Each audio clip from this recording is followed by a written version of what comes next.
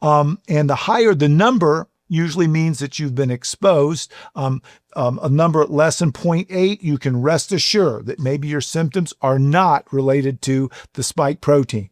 But if it's high numbers like 2,000 and climbing, then you might know. I find it useful in determining if I think a patient's symptom is from the spike protein. And it also can be used to follow different interventions that you might take to improve the spike protein clearance. And we talked about those before, and it's also on my website, heartwiseministries.org.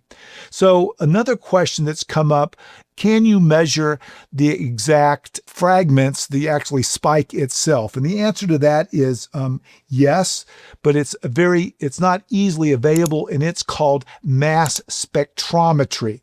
And here's an article I pulled regarding that, about how mass spectrometer can actually tell if you have remnants of the spike protein. So it is possible to do that. So that's some basic ways you can look to see if you are still, if you still have spike protein that's creating antibodies, and whether the body's still attacking that antigen.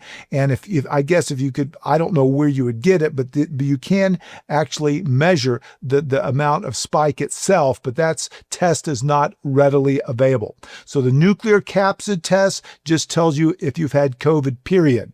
But the antibodies to spike protein usually will tell you if you're still generating an immune response to this antigen. So I hope that answered that question. Another question comes in regarding this. The White House website has suggested that the COVID came from a Wuhan lab. What is gain of function research? Well, that is a good question. What is gain of function research? Well, that's basically it's the research that looks at how to enhance the properties of biologic organisms.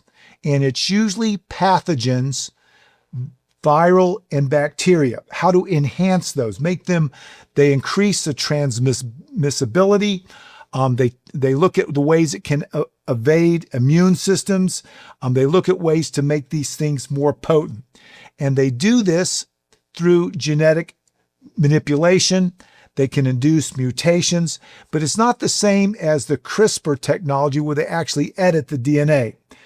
And usually gain of function, what it's supposed to do is it's supposed to look at the changes and how you can use it to better society. It's not supposed to create permanent alterations.